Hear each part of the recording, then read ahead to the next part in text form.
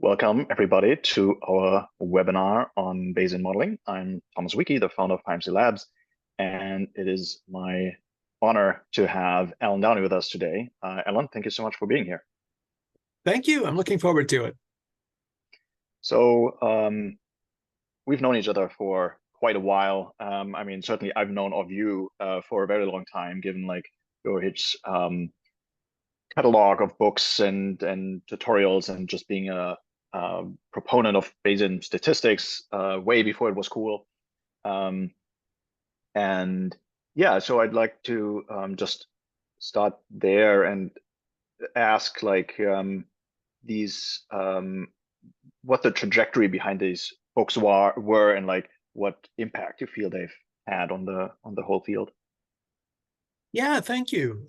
Well, so I started doing Bayesian statistics, in earnest, maybe 10, maybe 12 years ago, partly teaching a class and working on what eventually became ThinkBayes. So I was taking a funny approach, which is thinking about computation and how to use that to think about probability and especially Bayesian statistics.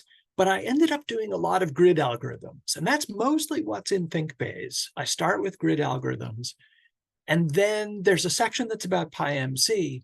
But I think now my background is a little funny because I tend to think in terms of grid algorithms and then switch over to PyMC, which is kind of what this example is today.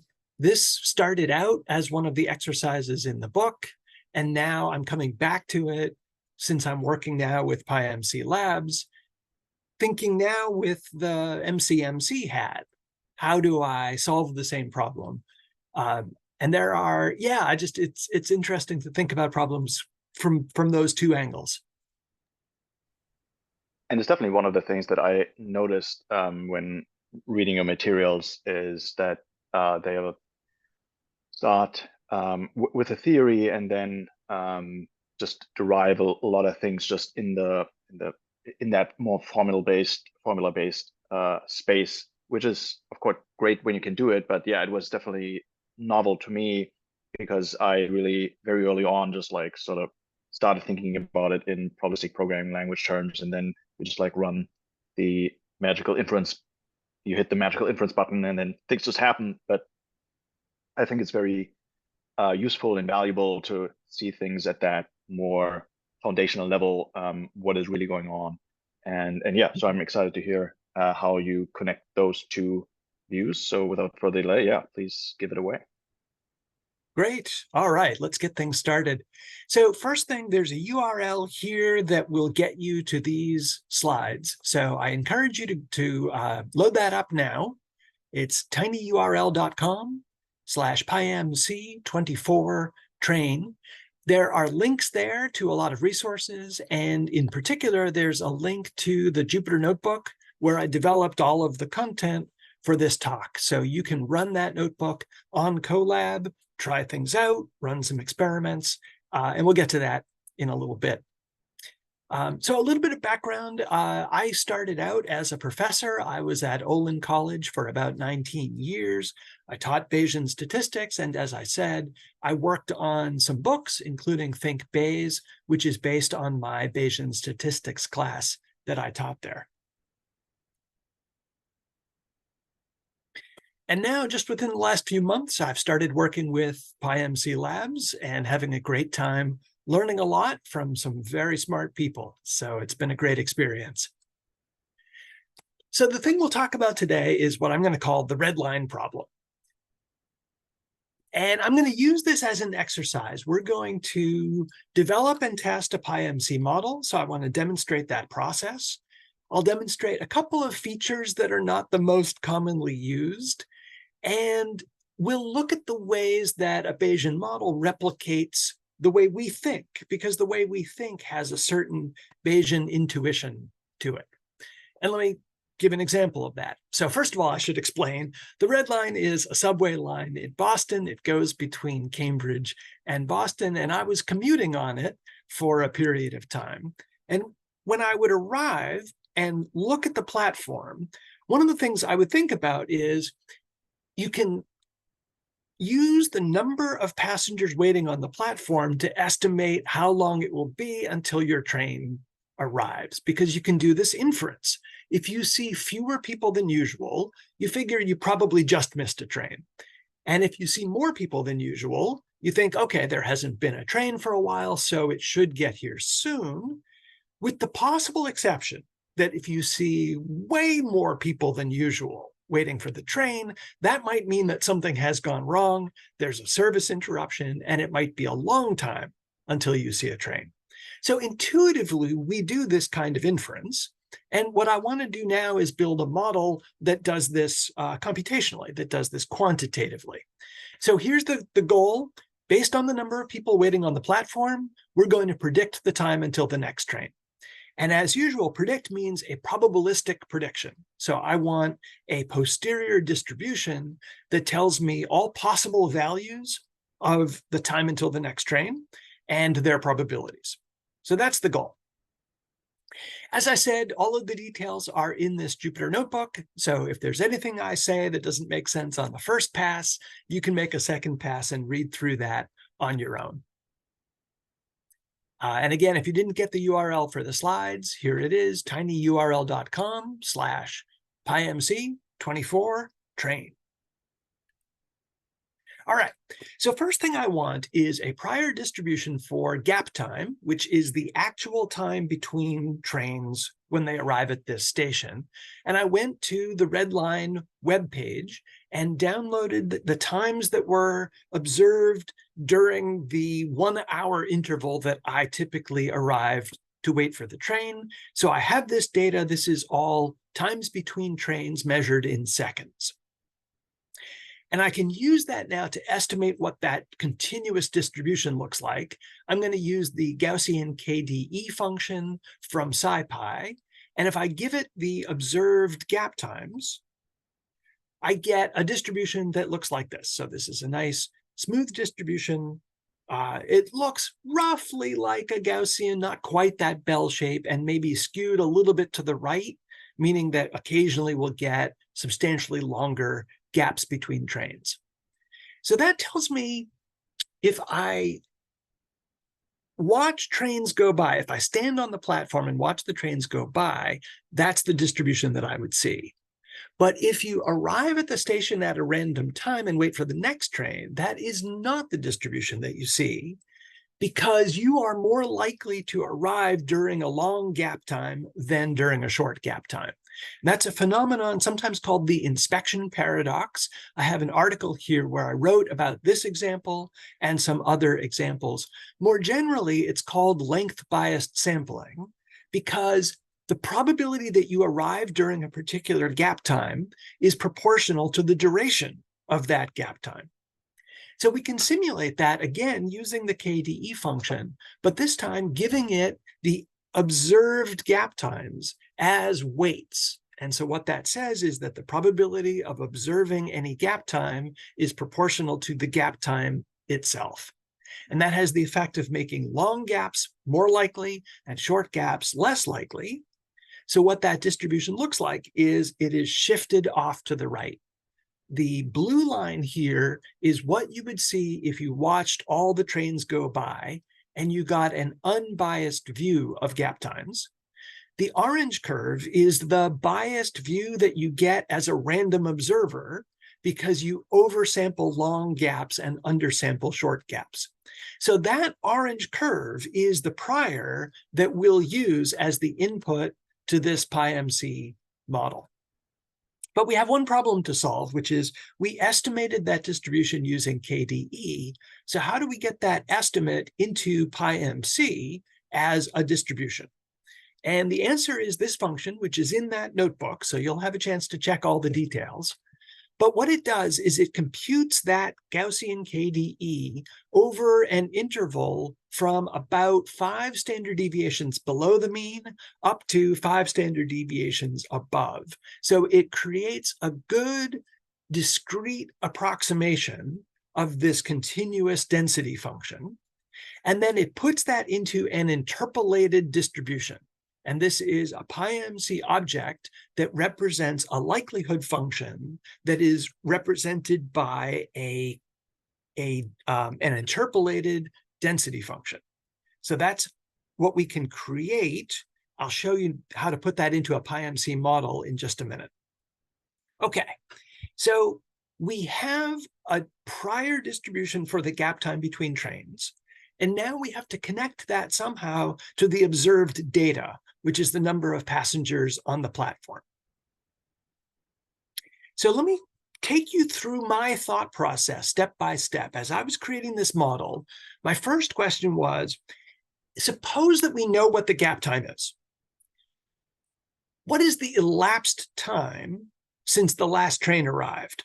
And you could figure, well, if I know the gap time, I could have arrived at any point during that interval with equal probability. So the elapsed time since the last train would be a uniform distribution between 0 and the actual gap time. Okay, so that's the first piece of the model. Second piece of the model is, if I know the elapsed time and I know the rate at which passengers arrive at this station, so let's say I'm given the rate in passengers per minute, how many passengers should I expect to observe when I arrive at the platform? And I'm going to suggest using a Poisson distribution.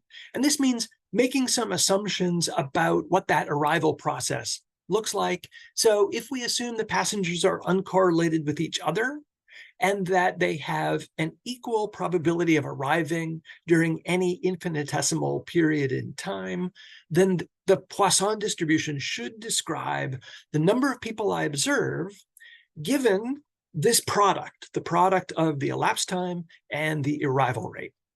Okay, so now I've connected the prior distribution of gap times with the observed data, which is the number of passengers on the platform.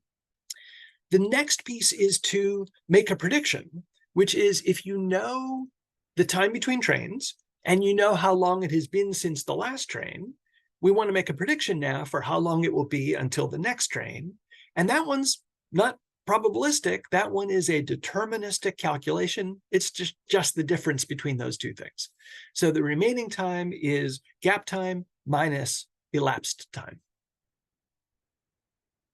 And then the last piece is, what's the arrival rate? I'm going to start out with a simple assumption, and then we'll come back to it later. The simple assumption is, we have observed the platform over a long period of time, and we know the arrival rate with pretty good precision. So I'm going to use a normal distribution for the arrival rate with that known mean, which we observed from data, and a small standard deviation to indicate that we have a pretty precise estimate. And with that, we have all the pieces we need. We can put that into a model. Now, on the right, I have a graphical representation, and on the left, I have what I'm going to call pseudocode. This is probabilistic programming pseudocode that says that the gap time comes from that interpolated distribution. The elapsed time is a uniform distribution. The rate is that normal distribution we were just talking about. And the observed number of passengers on the platform comes from a Poisson distribution. And the remaining time is a deterministic calculation. It's just the difference between two other variables. So this now is very close to what you would put into a PyMC model. The next step is to take my pseudocode and translate it into PyMC. And here's what that looks like. Using the context manager, which is a pretty common idiom for creating a PyMC model. And the pieces here now pretty much match up one for one with the elements that we were just looking at. I've got the gap time, which comes from that interpolated distribution, elapsed time from a uniform, remaining time is a deterministic calculation. It's just the difference between gap time and elapsed time. Rate comes from a normal distribution, and then the observed data comes from a Poisson distribution. And the last thing that you see on that line says observed equals 10. So that's the hypothetical data, which is, let's say that we arrive and we see 10 people waiting on the platform. So that's the model. The reason I chose 10 is the mean of the prior distribution is about 4 for elapsed time. So if you arrive at random, the average elapsed time since the last train is 4 minutes. And if the arrival rate of passengers is 2, then we expect about 8 passengers on average. So if we see 10, that's just slightly higher than we expected. That's a good test case. I don't want to choose the exact mean. I don't want to choose something that's way unusual. So this will be my test case. And let's see how the model does. So I'm going to run the sampler. And this is the sampling magic that Thomas was talking about earlier. We really don't have to tell it what to do. It figures out which sampler to use, in this case, the no U-turn sampler. And it runs a tuning process to get from a starting condition to make sure that it has converged and it is now sampling from the posterior distribution. And in this case, it samples beautifully. I get no divergences, I get no warning messages, and it only takes about 3 seconds to run the sampler. So that is all good, promising results. But I do want to check some diagnostics and make sure that everything went as it was supposed to. So we'll run through this Bayesian workflow and take a look at the posterior distributions, the sample traces, the summary statistics that come out of those samples, and in particular, the effective sample size and R hat, which are diagnostics to make sure that the posterior distribution has converged and it is well mixed, and I'll explain what that means. So first thing, we'll take a look at the posterior distributions, and if they all look the same, I should back up. There was one thing I should have made a note of here, which is that I am running 4 chains. In fact, I'm running them on 4 different processors, so it goes fast. They are independent of each other, and in some sense, they are all trying to sample from the same posterior distribution. So they should all see the same distribution. And if they do, that tells me that things went well. And if they don't, that's a warning sign. So here now is a graphical representation on the left. It shows the posterior distributions, and there are 4 lines there, one from each chain. So the first thing that I'm checking is, did all 4 sampling chains converge on the same posterior distributions? And in this case, they really did. There's a little bit of variation due to randomness, but that's about as good as it's ever going to look. On the right-hand side, that's the time series. Those are the sequential samples that came out of the sampler.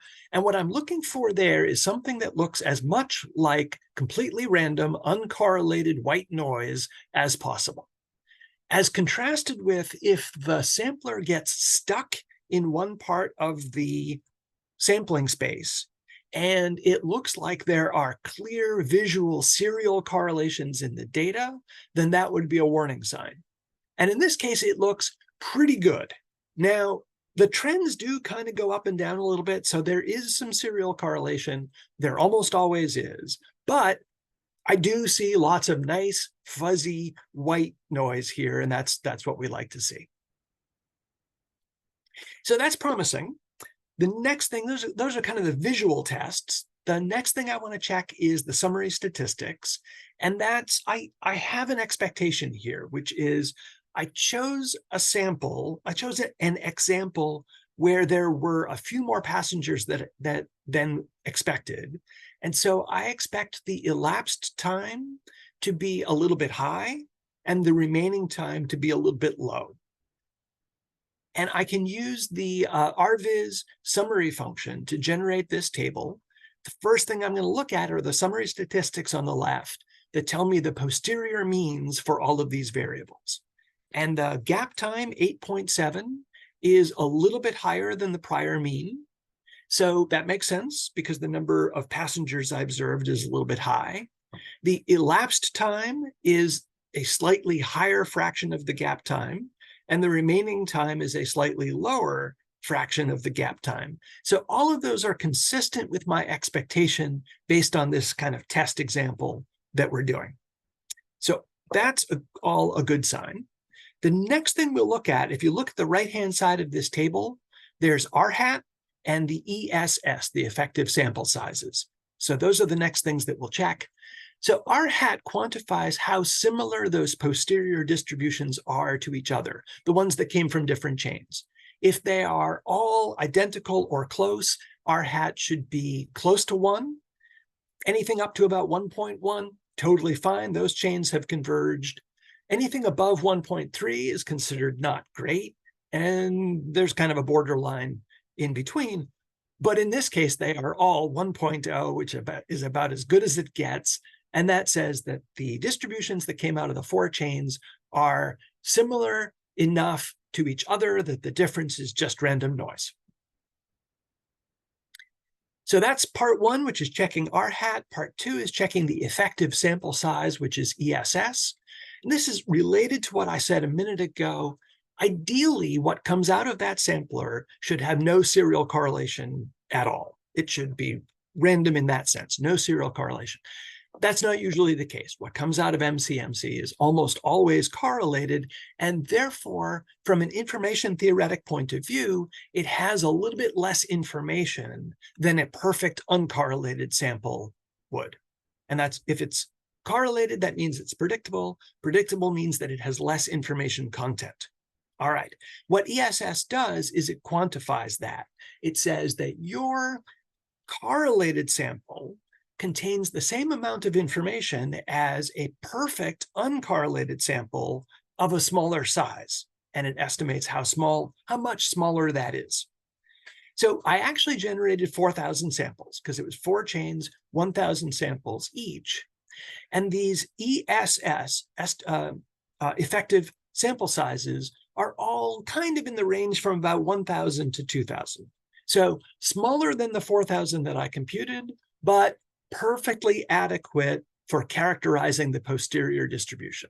So effective sample sizes that are 1,000 or more, totally fine. If you start getting into the low hundreds, that's a relatively low sample size. You might not be characterizing the entire posterior distribution precisely. All right. So here's what it looks like. For the example that we ran with 10 people waiting on that platform, this is the posterior distribution for the remaining time.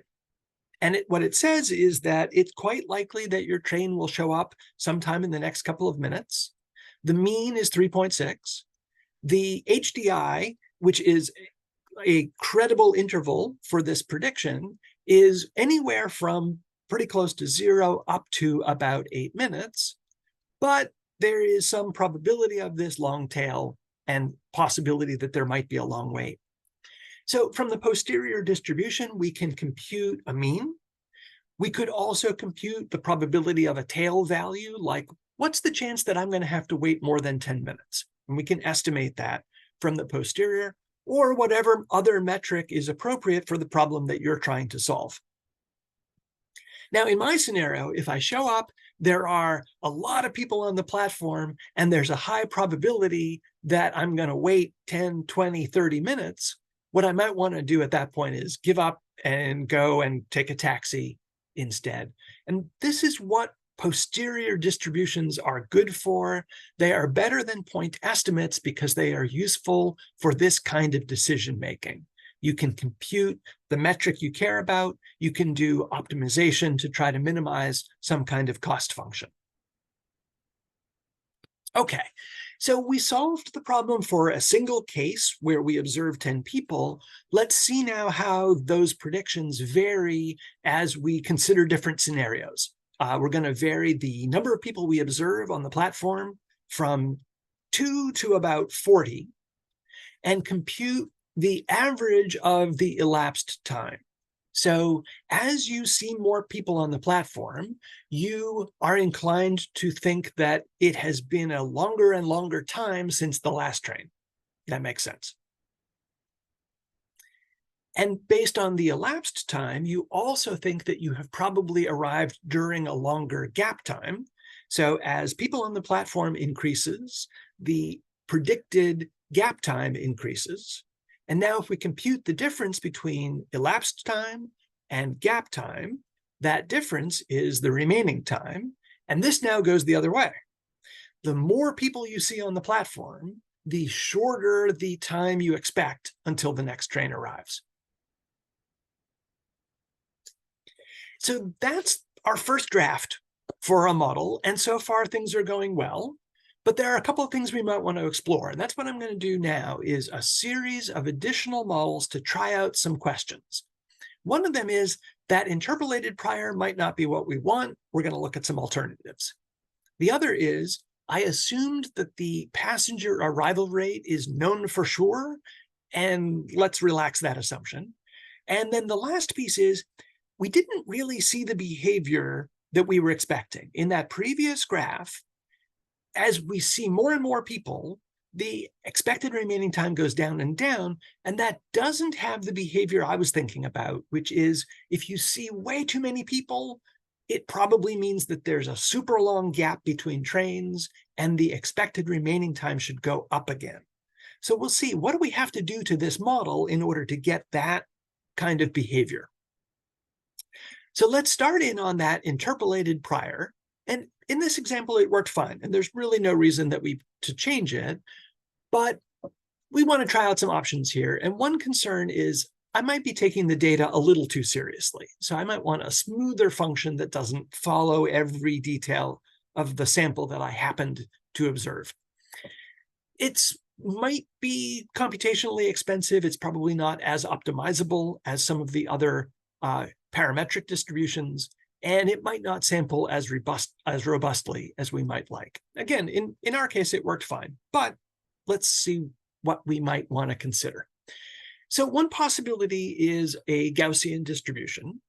And what this shows is the actual prior, that blue line, that we estimated from the data.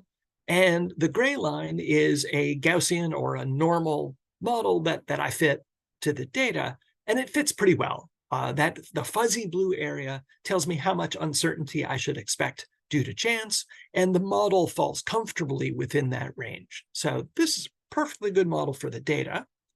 And so we could swap that in. So for model number 2, I'm going to take that interpolated distribution and replace it with a straight up Gaussian normal distribution. Everything else in the model is the same as the previous version. When I run the sampler, though, it does not behave quite as well. I get divergences. And this is one of the diagnostics from the sampler that tells you that it's having a bit of a hard time. Now, in this case, the results actually look fine. All of those other diagnostic tests, other than the divergences, the diagnostics look fine. So it might not be necessary to fix this, but we could think about what's happening here. And what's going on is I have fit a Gaussian distribution to something that is actually a positive valued thing. An interval in time can't be negative. So as the sampler is exploring, and especially when the number of passengers is small, we're exploring the low end of this range, and there's a possibility for it to go negative. That is the most likely explanation for those divergences. So here's one piece of advice I'll give you in general, which is for positive valued quantities, it is a good idea to use positive valued distributions, which the Gaussian is not. Gaussian extends all the way to negative infinity. However, the log normal distribution is a perfectly good positive valued distribution. And in general, anytime you observe data that are well modeled by a normal distribution, chances are there is also a log normal distribution that will do as well or better. In this case, it's not quite as good. So the blue line here is the same data that we were looking at before. And the gray line is the log normal model that I found that is the best fit in terms of matching these cumulative probabilities. And it's not great. You can see a little bit of error between the model and the data. It still falls within the blue shaded area, which is the variability we expect by chance. So it's not bad, but it's not quite as good. But let's try it out. So it doesn't fit the data quite as well, but it does make the model more robust. So here's the version of the model now using a log normal distribution. I did this in 2 steps. I generated the logarithms of the gap times from a Gaussian distribution, and then I exponentiated them. I didn't have to do that. I could have used the log normal function that's built into PyMC, but this turned out to be convenient for other reasons. So I generated a log normal by generating a normal distribution and then exponentiating it. So the log normal model has a longer tail that goes out to the right. It is skewed to the right. And so that allows the possibility that there are some very large gap times between trains. And therefore, in the results now, when I compare the three models that we've talked about so far, so again, model number one used the interpolated density function. Model number two replaced that with the parametric normal distribution. And number three replaces it with the parametric log normal distribution. So now if we plot the gap time between trains as a function of the observed people on the platform, the log normal distribution goes up higher because it admits the possibility of longer gap times. And for the same reason, it also allows the possibility of longer elapsed times between trains. But if we put those two things together, they are not super different. The predictions for expected remaining time are a little bit different. The log normal does predict some longer wait times, but they're not off by a huge amount. And that's kind of good. When you're doing this kind of exploration and trying out some different models, if you get similar results from different models, first of all, that makes you a little bit more confident that things are correct. If you mess something up, one of the ways you know is that you start seeing very different results from very similar models. What it also means is that you are free to choose whichever one you prefer for other reasons. And that might include sampling fast, or the behavior of the sampler is robust and you get good diagnostics. All right. So we have three models now for the prior distribution of gap times. I want to come back now to the second bullet point that I mentioned, which is I assume that we know the arrival rate precisely. And what happens if we relax that assumption? I'm going to use a gamma prior distribution for the arrival rate of passengers. And I'm doing that for two reasons. One is this arrival rate is a positive valued quantity, and the gamma distribution is a positive valued distribution, so that's good. The other is the gamma distribution is the conjugate prior of the Poisson. So my observed data is from a Poisson. The gamma distribution is the conjugate prior. Now, that doesn't matter a lot for PyMC, but it is a conventional choice because it's the conjugate prior. So that's what I'm going to do. Here's what it looks like. The Gaussian distribution is the blue curve there, and it's quite narrow. And that was hypothesizing that I know the arrival rate with great precision. The orange line here is the gamma distribution, and that's relaxing and says, look, I'm not sure what the arrival rate is. So now the model is going to simultaneously estimate the gap between trains and the arrival rate of passengers. And here's the difference. So model number 4 replaces that very narrow normal distribution for the arrival rate with a much wider gamma distribution for the arrival rate. Which means there are now two possible explanations. If I observe a lot of people on the platform, it might be because the arrival rate is high, or it might be because there is a long elapsed time since the last train. And we can see that now in the results. So this, as a function of the people on the platform, this is my estimate of the arrival rate. And the first three models, it's basically a flat line, because all of those models say, in effect, I know what the arrival rate is, and no amount of data will change my mind. Model number 4, which is using this gamma distribution, allows the possibility that the arrival rate might be higher. And so we see results that vary from about 1.9 up to about 2.6 from model number 4. If we now look at the red line here for model number 4, the elapsed times are just a little bit lower, because again, we have those two possible explanations. And so this model is a little bit less inclined to assume that the elapsed time is super long, because it also has the possibility that the arrival rate was high. Now, this model can't actually tell which of those is correct. So I want to take a minute here to talk about what happens when you don't have enough data to distinguish between two possible explanations. What you'll see is that these two parameters are anti-correlated, because the model in effect says, I know that it's got to be one or the other, but if it's this one, then it's less likely to be that one.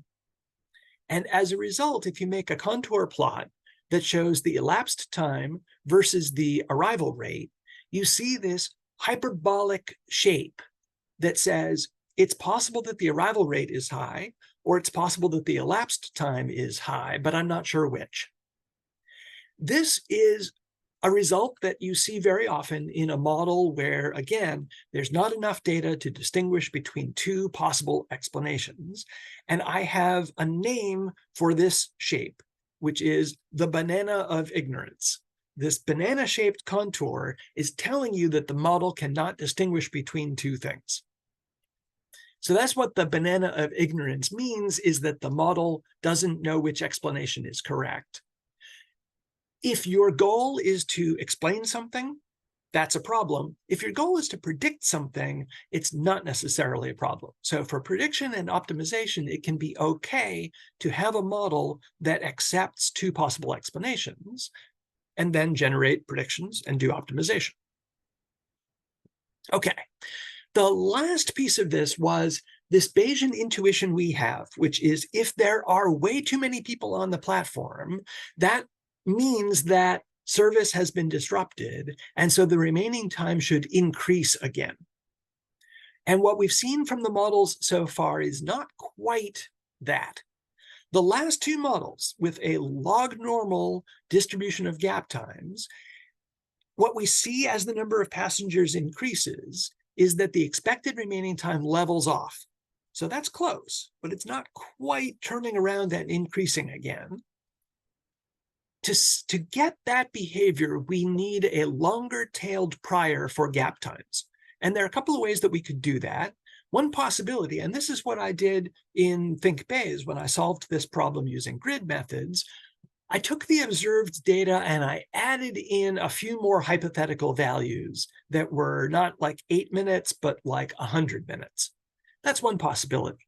Another is to use a mixture of two different distributions, being the service is behaving well condition and service is behaving badly condition. And maybe you draw gap times from different distributions in two conditions. The last one, which is the one I'm going to do, is to take the normal distribution for the logarithms of gap times and replace it with a student t. And a student t distribution is similar to Gaussian, but with a much longer tail. So previously, we had a log normal distribution, which means that the log times are normal.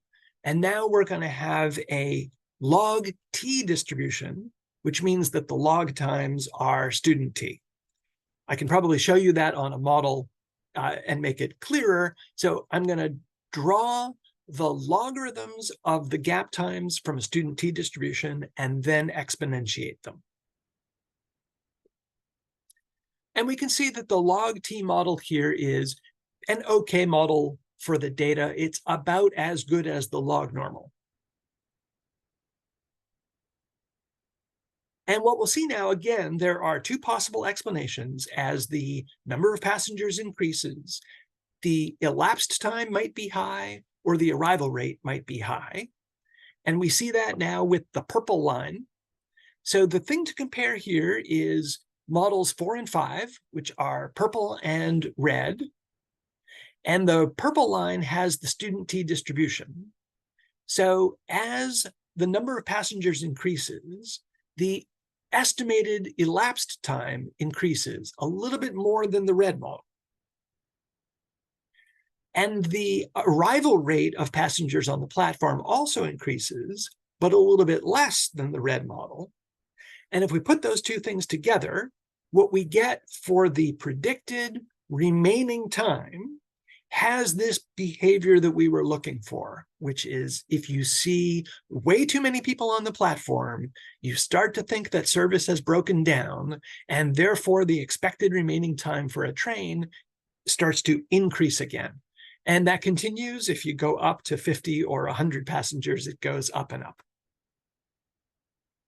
So with this long tail distribution of gap time, we get a model that is consistent with the intuition that we have as a passenger observing this system. So those are the 5 models. We've walked through this process for developing Bayesian models. And one of the things I'll recommend is, in general, start with simple models and work your way up. Develop and test them incrementally. And as you go, check the sampling diagnostics so that if any issues come up, you can fix them as they arise. And then check to make sure that the output from the models is consistent with the domain knowledge you have about the system, about the real world. A couple of suggestions that came up along the way. If you have a sample from a prior distribution and you want to bring it into a PyMC model, you can use kernel density estimation and the interpolated distribution. For positive valued quantities, use positive valued distributions. That's general good advice. If you find that a normal distribution is a good fit for your data, log normal distribution also probably will be, so consider that option. And also consider if you replace a normal distribution with a student t, it allows extreme values, and therefore if there are any outliers in your data, the student t model tends to be more robust to those kinds of anomalies. Those are my last suggestions. Last thing I'll do is suggest a couple of resources for learning more, and then we'll have time to take a couple of questions. First, I mentioned this notebook. Everything I did today is in this notebook. You can run it on Colab and run your own experiments. I also mentioned this problem originally comes from Think Bayes, so if you want to read more about that, you can do that.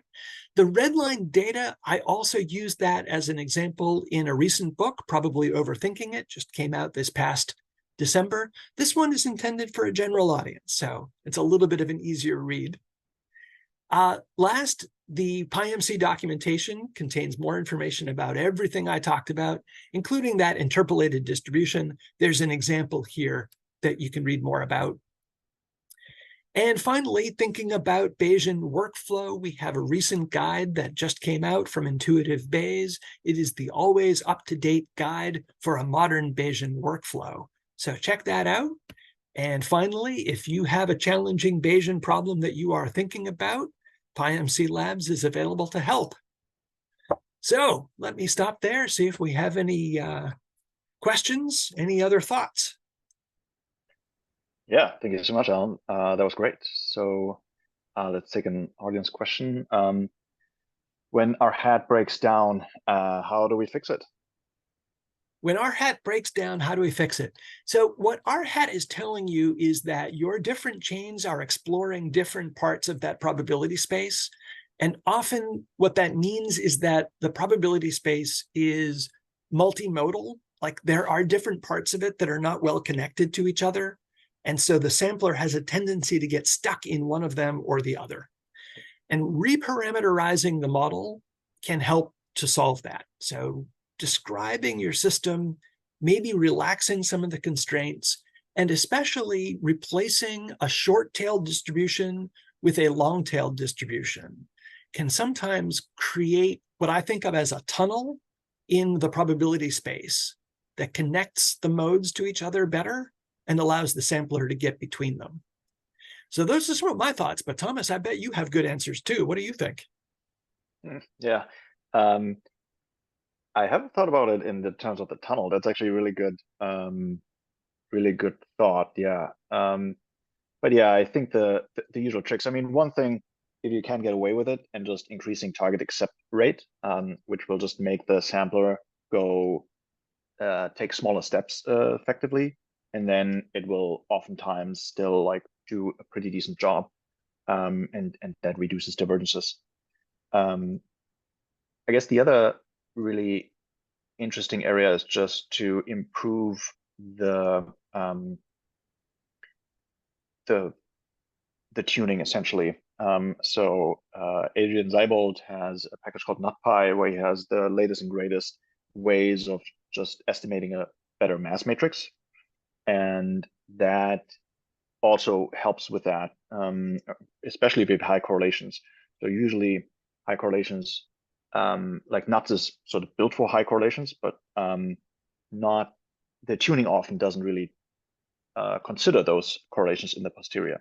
So these more modern tuning methods actually do. So that can then be a benefit. Another question. I suppose we would use the module posterior to make a prediction on how long we will have to wait in Model 5. Yes, exactly right. And I should say, when I was showing all of those graphs, I was showing the means of the posterior distributions. So we were losing a lot of information there. In general, for decision-making processes, anything that's like an optimization, you want to take the whole posterior distribution. And I think I mentioned that with Model 1, but we didn't really come back to it at the end. But yeah, you've got the whole distribution. I mean, for me, the problem I was solving is that I was taking the subway in order to catch the commuter rail. So if I had to wait more than 10 minutes, I was going to miss the commuter rail. And so I actually did have a decision that I had to make, and it was really based on the tail probabilities, not the mean. Yeah. And I think it also there ties in nicely with a much more general problem, which, for example, airlines have, right? Is they might have a flight that gets delayed and they and that can cause significant costs, right? Because like if it's too much delayed and people miss their connections, then you might have to pay hotel costs, right, for them to stay overnight. Mm-hmm. And but you do have some control of it, right? Like for example, you can just like go full throttle, burn a lot of fuel, which also costs money, but then maybe that. So there's like these really tricky trade-offs you have to do. And if you do the way that you just described, where you have the whole posterior distribution, you have these different outcomes, or like I guess different unobserved latent causes. Like either it's broken down or maybe it's about to come very soon. By using Bayesian decision analysis, you take the correct action, the most optimal action, considering all these different potential hypotheses. So that's really powerful and something that we love to do.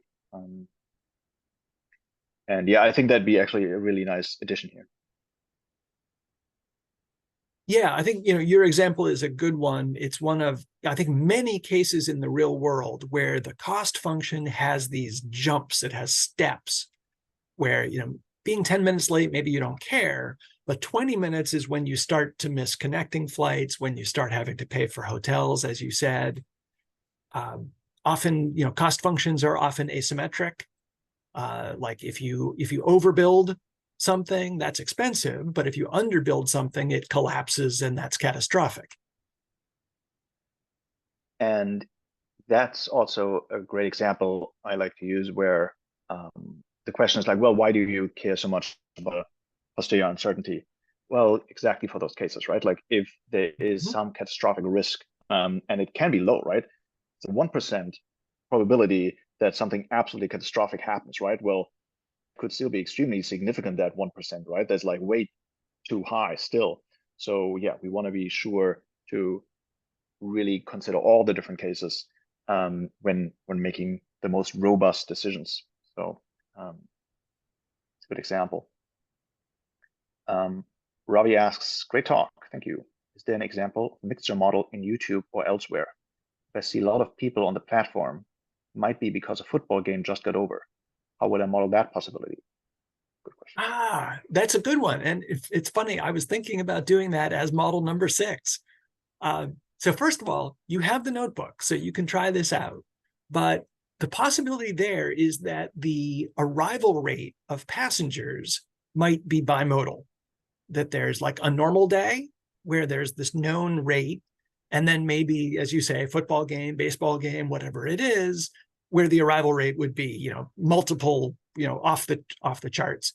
And again, that could be something like a student t distribution that has that really thick tail, or something that's explicitly bimodal. I think the difference for me is, do I have any measurements of the unusual regime, the unusual circumstance? If I have measurements, I would use them and make a bimodal distribution. And if I don't, I would just choose some kind of thick tail like student t.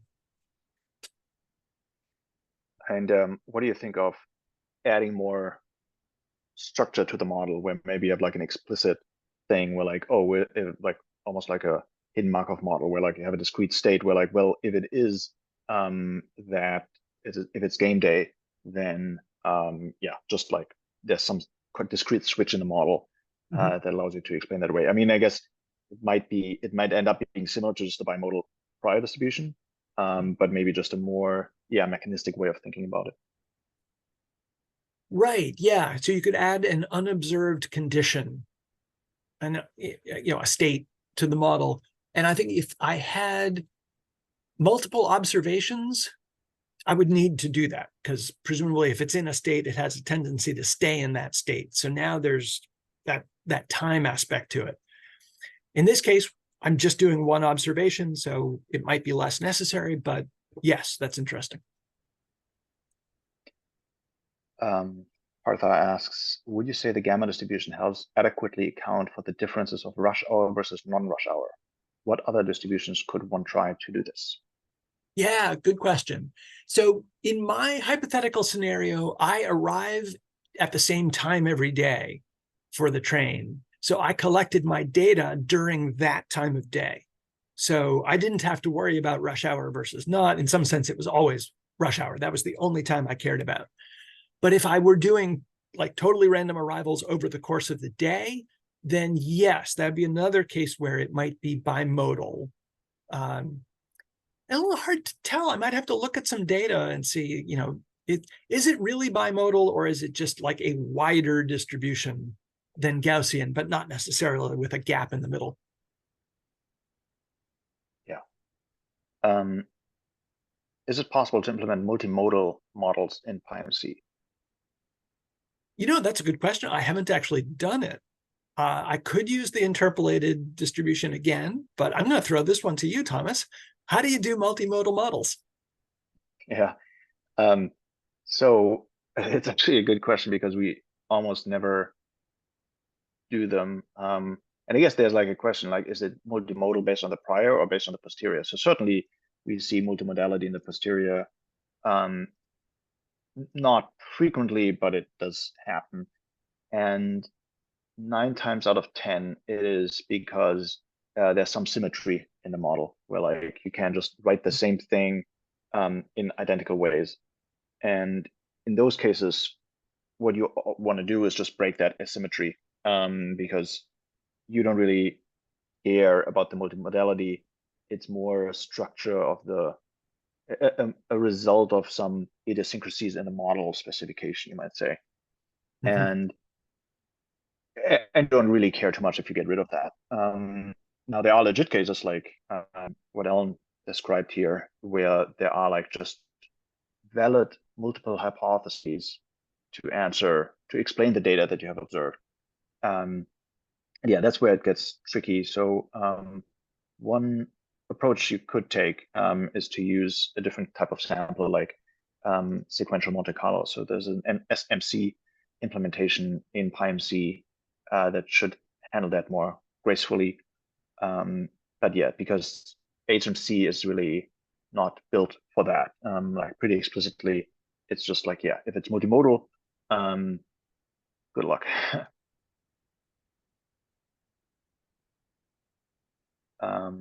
Paolo asks, could you say a bit more about the computational costs of using the PM interpolated based distribution? Can it not be compatible with HMC nuts? Right. In this example, it seemed to behave very well. And I think that's partly because it closely resembles a Gaussian distribution. So in terms of like the Hamiltonian behavior, I would expect it to be a totally navigable probability space. Something that has, a lot of modes and a lot of separation between the modes, I might expect that to be more of a problem. But computationally, this one behaved perfectly fine. Replacing it with the Gaussian was not noticeably faster. The only thing I imagine, and Thomas, again, you'll know more about this than I do, is that when you evaluate the log likelihood of Gaussian distributions, we have optimized the heck out of that computation. So I would expect it to go fast. Whereas these interpolated things are sort of idiosyncratic and probably not as optimizable. Kat asks regarding the dispersion plot. Alternatives to the banana shape would be more vertical blob if rates were the main reason, or more horizontal blob if arrival times were the main reason. Is that understanding correct? I'm not sure I heard everything there. It was talking about the banana curve. Yeah, so if you have a more vertical aligned elongated distribution, then you would think that the main reason is the rates. And if it's more horizontally elongated, then it's more the arrival times. Is how I understand that. Yes, that's exactly correct. If this were vertical, that would mean that I'm confident that I know the elapsed time, but unsure about the arrival rate. If it's horizontal, it's the other way around. Ideally what you want in a graph like this is a nice bullseye that says, I know precisely what these two parameters are. Well, great. I think that covers it. Thank you so much, Alan. Thank you, everyone who joined for the lively discussion and questions and for being interested. Yeah, have a great one. Thank you, everybody.